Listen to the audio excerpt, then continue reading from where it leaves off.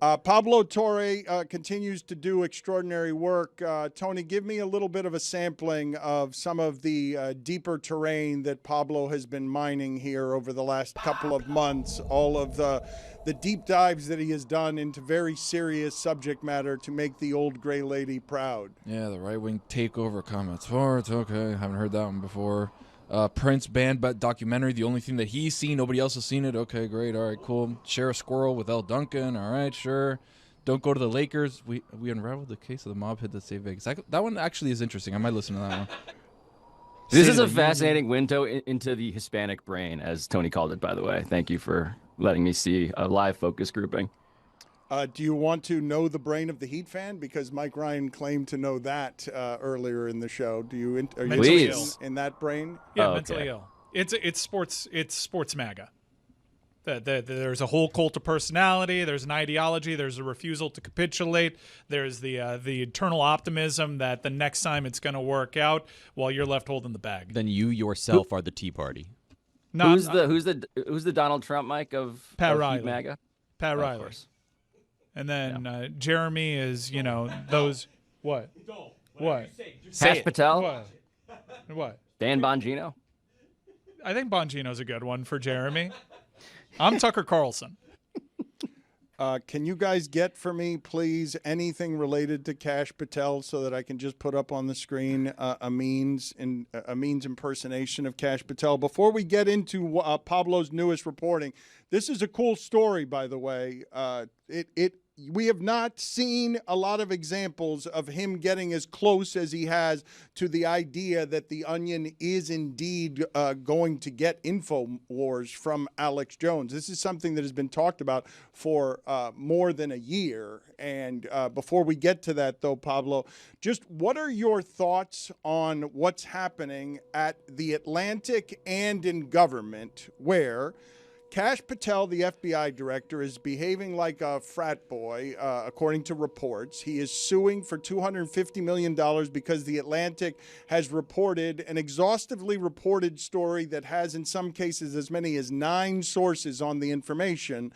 Things that are really embarrassing, drinking way too much, so much that you have to be woken up by staffers and they can't wake you up, missing meetings, running around when you get locked out on your computer telling everybody you've been fired because you're so afraid to lose the power. What do you make of what is happening all around Kash Patel and a journalism industry, Pablo, that 10 years from now I don't think is going to be fortified enough to do this kind of reporting if future governments are able to take over what this game plan has been? It's fascinating to see the FBI. Again, the FBI director as a job was once a job that really struck terror into the hearts of anyone who dared oppose it. And so Kash Patel, on a couple of levels, he's had enemies emerge, not only among media members, clearly, at The Atlantic, in terms of what they're reporting that he doesn't like, but also actual, what he himself called the deep state. The agents, the federal agents who work inside of the FBI. And so it's important to remember, the FBI is not staffed by woke ideologues. A lot of what the pushback has been towards Kash Patel has revolved around how embarrassing it is that, again, a former podcaster who trafficked in conspiracy theories around how Donald Trump is basically the second coming of Jesus, how that guy is running the foremost intelligence agency in America. And so from that perspective, you're getting people who are just horrified that that guy has his finger on what feels like the controls of the deep state. And these are other deep staters, not journalists. And so all of these people come together. And in this story, to just zoom out on it, they are filling in the blanks. And they also interviewed hospitality workers. This is a sort of panoramic view of stuff that lots of people have been saying piecemeal, including, by the way, us at PTFO. We reported a story about how much Kash Patel loves hockey. This is before he showed up, obviously, in the locker room of the gold medal game where the USA won, and he was chugging beers and stuff. We reported that on Sundays, the FBI knows to leave him alone because he plays on his rec league hockey team in DC called the Dons. And how he loves, and he's one of the guys, right? I mean, Roy's a hockey bro. He knows what it's like. I mean, this is sort of a portrait of what this guy is really into. And so this story, a $250 million lawsuit, what it smells like to me is desperation. It's a guy who has no other moves to make outside of threatening and trying to intimidate using an apparatus that used to be a lot more threatening and intimidating. And meanwhile, I think the larger rumor is, oh, this guy's about to be fired. Donald Trump will fire him because he's now useless to him. I want to show you and play for you some sound that we're late getting to as we're, at war with Iran, and Pete Hegseth in a cabinet of fools and people that military incursion, incompetent, that are trying to break the government. The idea that Hegseth would, in the pages of the Bible, while in the middle of war, would read to a breakfast group of Catholics while, incidentally, J.D. Vance is telling the Pope that he needs to be careful how he speaks on matters of theology. These goons, these clowns, these imposters, and these incompetents. Hegseth doing this at a prayer breakfast and reading straight from what he thinks is the Bible. What did you do with this? They call it Caesar 25:17, which I think is meant to reflect Ezekiel 25:17. So the prayer is Caesar 25:17, and it reads, and pray with me, please. The path of the downed aviator is beset on all sides by the iniquities of the selfish and the tyranny of evil men. Blessed is he who, in the name of camaraderie and duty, shepherd the lost through the valley of darkness, for he is truly his brother's keeper and the finder of lost children. And I will strike down upon thee with great vengeance and furious anger those who attempt to capture and destroy my brother. And you will know my call sign is Sandy 1 when I lay my vengeance upon thee. And amen. Where does he think that's from? The Bible. Imagine bowing your head solemnly for Quentin Tarantino. That's incredible. How did nobody perk up? It's because it's too dangerous to perk up. I mean, look, I am Catholic, all the sacraments, got married in the Catholic Church, all of that. It's sort of the outer limits of what I thought was even possible in the world of humor with this administration, that we are now, with J.D. Vance, an adult convert to Catholicism, and Pete Hegseth, who is proclaiming his religiosity, we are actually asking non-rhetorically the question, is the Pope Catholic? That is what they are doing. They are challenging the premise of, like, I know you guys think that the Pope is a real authority on the word of God, but what about me? And then they do that. That's the pretext for what that scene was. And it's, Dan, at a certain point, the joke does tell itself. Like, that's where we are. And if you want to pretend like they're religious when they do this stuff, when Donald Trump is truly posting a photo of him AI generated as actually Jesus, A doctor. Sorry, Red Cross worker. doctor. I actually thought for a moment that he might not know what Jesus looks like because he's so pretending to be Catholic that he may have been fooled by the idea that it was a doctor. I could have found my way to believing just that he doesn't know Jesus that much that he would think it's a doctor. Best theory that I've gotten, which you'll notice this when he's talking about those that are seeking political asylum, he'll often say, like, they're from insane asylums. The best explanation that I heard is someone on his team gave him, like, the reason, like, just say the image was doctored. And all he retained was, like, I'm a doctor. Yep. I've heard that theory. That's my favorite theory, too. But can I just say one more thing about the Trump Jesus stuff? At a certain point, there was, I think it was actually, it was pre his election. He's asked one of the most, I don't know if you guys can pull the video. I'm sorry, video team, for putting me in this position. No, they can't. I'm sorry. He's interviewed by John Heilman, I think Mark Halperin, and Trump is being interviewed by them. And they ask him, what's your favorite book of the Bible? And he can't come up with one. Then they say, are you an Old Testament guy or a New Testament guy? He says, both. Like, he just does it. It's one of the great tells, and it happened before he was even elected. And everything since then has basically been worse than being unable to quote anything or even identify which book of the Bible or Testament that you liked. I think his response was all of it. All of it. I can't just pick one. All the verses. It's like when he was 2 Corinthians. He was asked what is what's the best book of all time, and because he hasn't read any books, it's like mine. Art of the Deal. Yeah, Art of the Deal. Can you just tell me though, as the finds out guy, What do you think happened there with Hegseth? Like, give me your best theory on what happened there that he's quoting Pulp Fiction instead of the Bible. I think it's perfect. I think if you largely consume religious principle through whatever your media diet is, and you don't actually go to any of the places that try to authentically teach you what God is supposed to be or could be or might mean, you end up just retaining movie quotes. And who cannot relate to that on some level? Like, if you were to poll Americans, what's your favorite Bible verse? I'm guessing some people might accidentally quote Pulp Fiction. It's just different, though, when the guy who's doing it is also in charge of the war in Iran and is also trying to beat Americans over the head with his religiosity because they're not religious enough.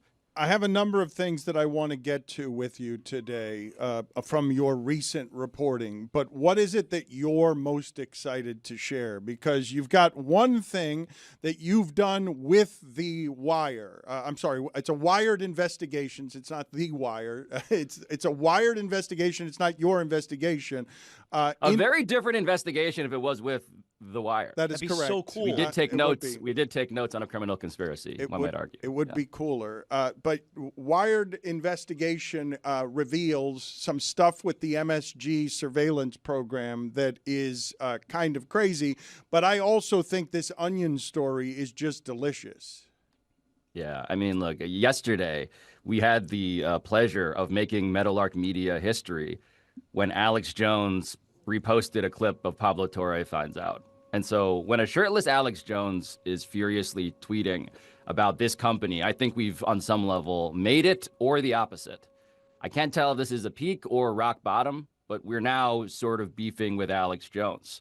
And so to be along for the ride on this story with The Onion, and for those who are not familiar, The Onion had a year and a half ago declared that they had just gotten the rights to InfoWars in bankruptcy court because Alex Jones, for those unfamiliar, runs InfoWars. Alex Jones had falsely claimed that the Sandy Hook shooting was a hoax, resulting in, and this is an important statistic, the largest defamation payout in American history, $1.4 billion.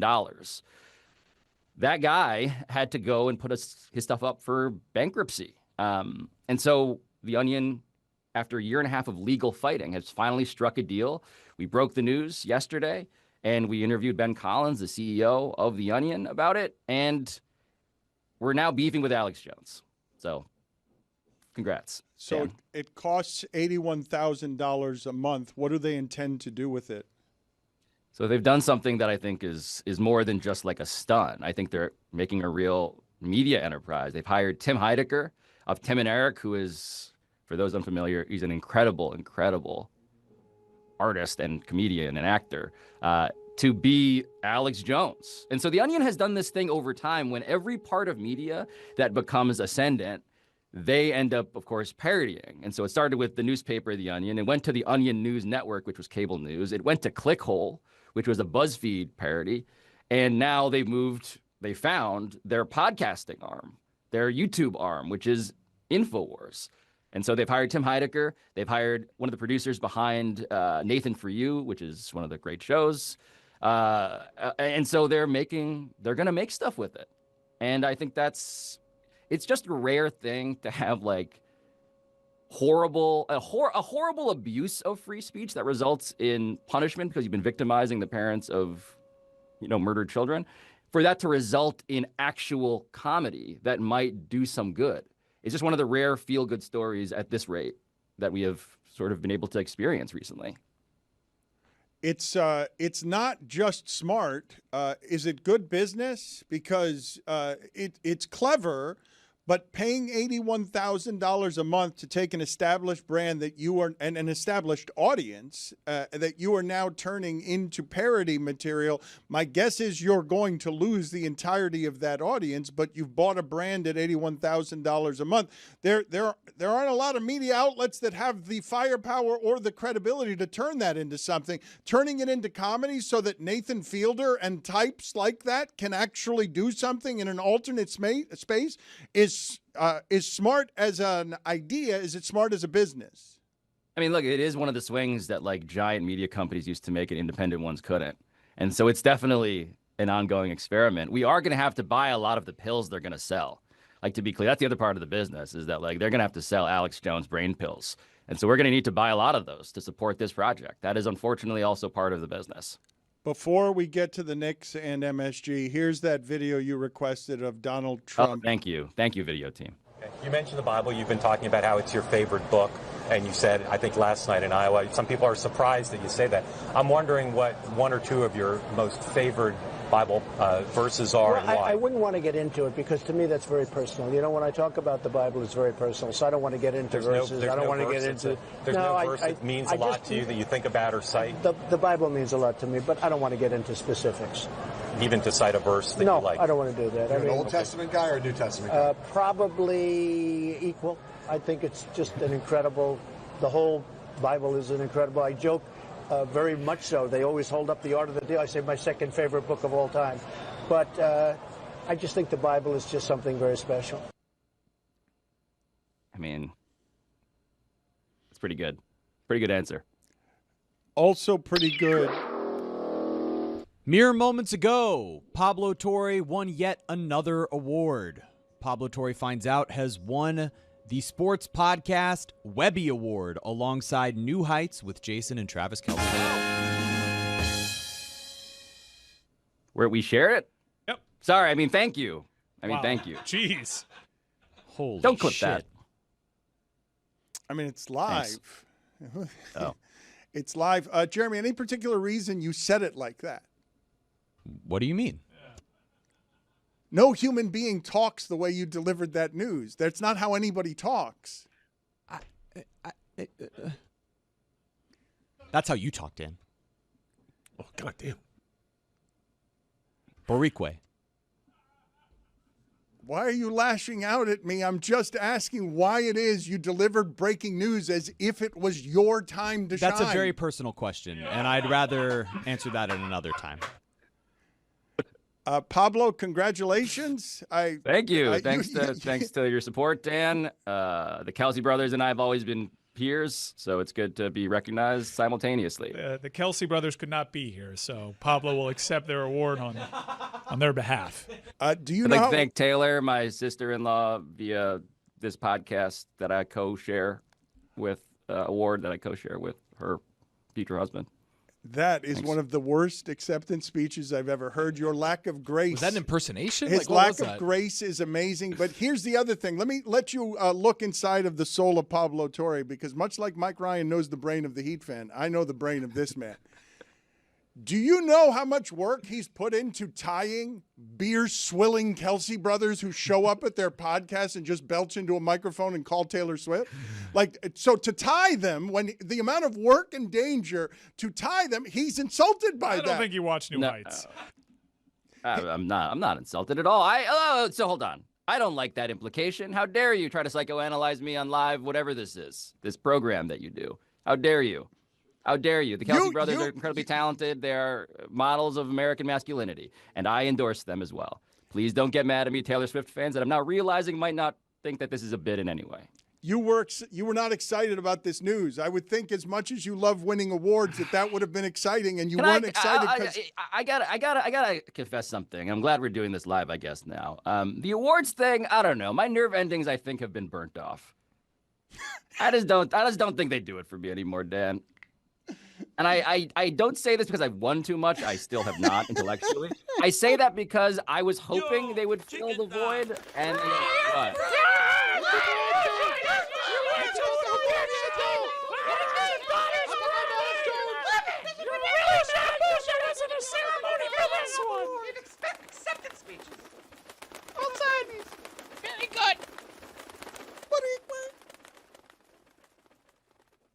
Why? Hispanic chicken. Are you tired? Are you tired of winning awards? Is that what you just said? No, I'm just saying, I don't know. I think we just did something live that I did not anticipate, which is that my response to winning a thing that I am genuinely so proud for our staff and for this company and all this stuff, it just, the EKG chart, man, I'm like dead inside, I guess. I don't know. I thought this would make me happy, and it doesn't. I've So we won just so found that much out. that winning isn't everything and money isn't everything, and I've realized I have all these things now, and they aren't everything. Tell you Okay, what, buddy. send the message along to whoever's sending the Slack to go ahead and vote for you guys.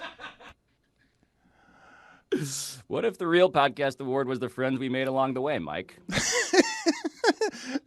He just reacted to winning podcast of the year to my nerve endings have been fried off. Like, what kind of acceptance speech is that? I've never heard that response to somebody being honored by something. Guys, I got a lot of fronts going on. I'm fighting with Alex Jones. I think James Dolan is trying to potentially investigate me. I don't really know what's happening right now. I thank you to the Webbies. Can I start photoshopping Kawhi in a Heat uniform, or do I need to stand by for a punitive measure? Oh gosh, I've been waiting to talk about this with you guys. I don't know if I'm ready to talk about it yet, but I can't. Please, if I may pray to Pete Hegseth's Jesus, please, Lord, make Kawhi Leonard a member of the Miami Heat. Please. Let's make an agreement. Yes. Because you seem to want that too. This is big. If that happens, you got to promise to lay off. Mm-hmm. Yeah, I don't think you know how this is gonna go necessarily. So you're saying we can lowball them? Maybe Tyler and a pick, take it or leave it? I think what he was just saying. He's setting a trap for the Heat. Is what he's doing. We'll throw in a tree. We're not falling for this again. He's setting a trap for the Heat fans. Happened with Terry Rozier. That's what he's doing. The reason he's praying for it. I'm not doing anything. The reason you were praying for it with your fingers crossed is because you wanted Mike Ryan in Miami embarrassed by trading for Kawhi, and then there's a Terry Rozier situation, and the penalty makes it so that Miami is actually laughed at. You're the one that's going to have to deal with Cortez on a daily basis. I was going to say, the number one person who might assassinate me at this rate would be Ryan Cortez. It would be very easy for him to do that at this point. The Knicks story was interesting, and again, it's Wired's investigation, and Pablo is just giving it to the public. And this is MSG's statement, I will say, for legal purposes, quote, "This story is built on false, misleading, and unverified allegations, including claims drawn from lawsuits filed by litigators." I didn't want to read the word rapacious. We've categorically reject such reckless reporting and are actively evaluating our legal options against Wired. End quote. What is Wired reporting that MSG is so bothered about? Yes, so thank you for reading that legal disclaimer. This is the part where the show that we do is both very silly and also trying to dance between the raindrops of litigation from a very wealthy person and his billionaire assets. So MSG, if you listen to James Dolan, has said for a very long time that safety and terrorism are the concerns. The reasons why he has installed what has been the most cutting-edge facial recognition and surveillance program among any sports team and any of the sports arenas that exist in America. And what Wired, in collaboration with PTFO, and they did the bulk of the reporting, and all we did was make sure that we felt comfortable co-signing this by doing a bit of reporting of our own, which we so enthusiastically did. What we learned was that, first off, and the New York Police Department does not send its data to MSG. The FBI does not share its most wanted list into the MSG system. So immediately you're like, okay, wait a minute. So if terrorism is the claim and that's not what's happening on the back end of the system, what do they use this surveillance for? And the answer is exhaustively detailed in the episode we did and in the reporting that Wired published, which is that, for instance, James Dolan and the Knicks, their security apparatus, they spent, I believe it was like 20 or so pages, a file that we obtained tracking second by second with internal cameras a transgender superfan as she was moving around the building. There's a whole dossier. When I say second by second, I mean we have timestamps, we have photos from the cameras, we have the descriptions of what's happening. Hugged security guard, moved down to section 10 whatever. We have that exhaustively, right? So they're watching a trans person go in and out of the bathroom literally and associating with MSG employees that she was at that point friendly with. That's one example. Another example of what they do, we got a group chat from Garden Security in which we see in text, in the transcript of this group chat, reminding me a little bit of the Pete Hegseth chat that was hacked into, or not even hacked into, excuse me, that was just added into that Atlantic reporting. There was a security group chat in which the guards are watching the fans. And as soon as a fan chants sell the team, they scramble. You see the text scramble. We gotta sell the team in section 10 whatever. And they send the guards to try and find them. And they play like Marco Polo. with those fans, trying to identify them. They heard a Dolan sucks. They're scrambling to another part of the building. That's part of what they're doing with this security apparatus. There's also, by the way, the basic fact that James Dolan gets a readout, a briefing in which the tweets that are said about him are read to him. So if you've made jokes about James Dolan on Twitter, James Dolan, it is entirely likely, has read them. And what they do with those is that they sometimes, according to the reporting, they will call up a local police department in, say, Colorado, not even in New York State, to tell them that apparently, in the case of one story that was reported, some 14-year-old in Colorado was tweeting mean things about James Dolan. And so the picture that emerges is an incredibly personal, an incredibly petty security state that is not used for safety, but it is used to punish critics and to prevent the embarrassment of the guy who does not realize that through attempting to prevent embarrassment, he is only embarrassing, obviously, himself and his team. James Dolan has received over $1 billion in tax breaks over the years. What is the one thing that you think fans should know about a billionaire owner being able to keep tabs on fans that say bad things about him this way?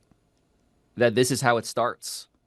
It is very telling and worrying that James Dolan is the first real case study we have of this, because he is both the cutting edge and also just the start. Steve Ballmer, the Intuit Dome, they have replaced standard ticketing in Inglewood, California, with your face. You've seen this, I'm sure, at other arenas. You've seen it at the airport. And the airport, is one thing. I can imagine the argument for it. I opt into that. I'm not saying that surveillance for the sake of safety is insane. I am not one of these radical people who believes that we should not have security in any regard at airports. But at a building that takes, in the case of the Garden, certainly tax breaks and public money, as we expand out to the privately owned arenas that we all think are some mixture of both our favorite place to be because we can express ourselves, we can boo, we can cheer, we can criticize, we can praise, and also is a civic institution that does have some sort of hand-in-hand relationship with our government.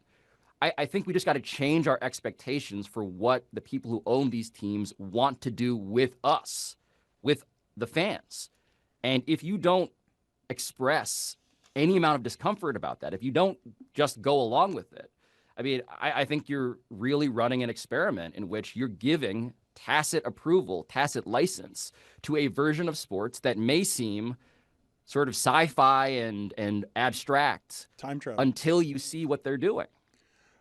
Have you been following this Sam Altman, Elon Musk lawsuit stuff? Because for those of you who have not, what seems to be happening here, and Elon Musk is saying that AI is more dangerous than nukes, and Sam Altman, according to reporting by Ronan Farrow and others, seems to be an uncommonly ambitious liar at every turn. And so the thing that I wanted to ask you about that is, it seems to me that Elon Musk is the OG of sort of creating all of these evil sort of descendants who are now these very young Sam Bankman-Frieds or the guys running the poly markets, where these tech bros have just learned all the things they needed to learn from Elon Musk.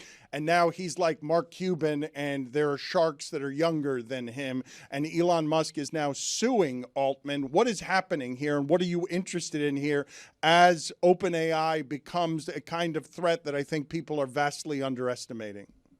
I will rewind it, actually. I think it starts with Bill Gates and Microsoft, and Steve Ballmer occurs in that story too, incidentally. But I say that because the type of person that we've seen, from Bill Gates to Mark Zuckerberg to Elon Musk to Sam Altman and to all of the AI founders in Silicon Valley now, has been a common thread. And technologically, of course, we can be afraid, is this a nuclear weapon? Is this Geraldo's vault in which we're all promised something and it's not in there, right? You can have that debate, and I think it's very interesting when annihilation is part of the sales pitch, right? That's something to the argument that's happening between Musk and Altman.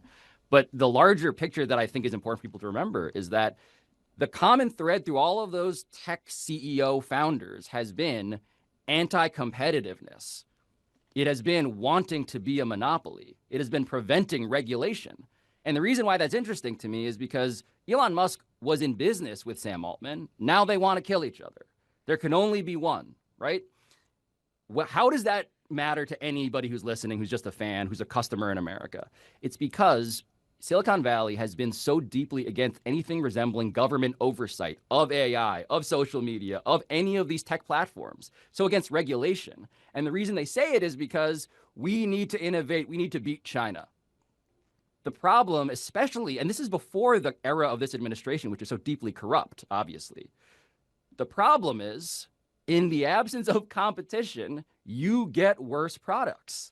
The customer is not prioritized. The through line in all the topics we're talking about, from surveillance to AI and all this stuff, is that the customer comes last. They don't think about you except to mine you for money. And if you don't regulate artificial intelligence, which neither, by the way, Elon Musk nor Sam Altman want, if you don't provide some government oversight with a government that is not here to also mine you for money, which is the whole story of this administration, then you're entering a world in which the products you get are worse. The economy you live in is worse. Like, that's the last note on this whole spiel I have, is that the government, if you are pro-capitalism, needs to be regulated, because in the absence of it, you get corruption. You get what happened in Hungary. And the reason I bring up Hungary is because J.D. Vance was just campaigning over there, praising it. And what happened? They lost in a massive landslide election.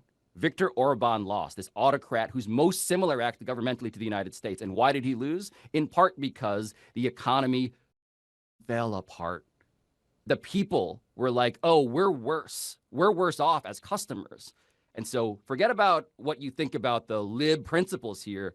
If you care about your own welfare and the products you use, you should be deeply concerned that these are the people in charge.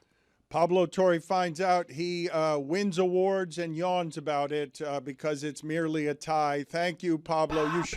You should listen and watch what it is that he's doing, because it's pioneering, it's groundbreaking. He is doing things in the space no one else is doing except for the Kelseys. Thank you. Gracias. Tony, you ever notice there's always that moment in a party or at a tailgate where the party just flips? It's like almost like when I walk in, the vibe suddenly changes, right? Yeah, but it's exclusively when you're walking in with our good friend Cuervo. Oh, so when I walk in with the bottle, all of a sudden that changes. Yeah, things. That's the moment where it just goes from an ordinary night to an electric night. When you bring Cuervo, that, my friend, is a Cuervo effect. That's the signal. That is the signal for a good time and that the party is here. Cuervo, baby. It's a signal. Keep it Cuervo.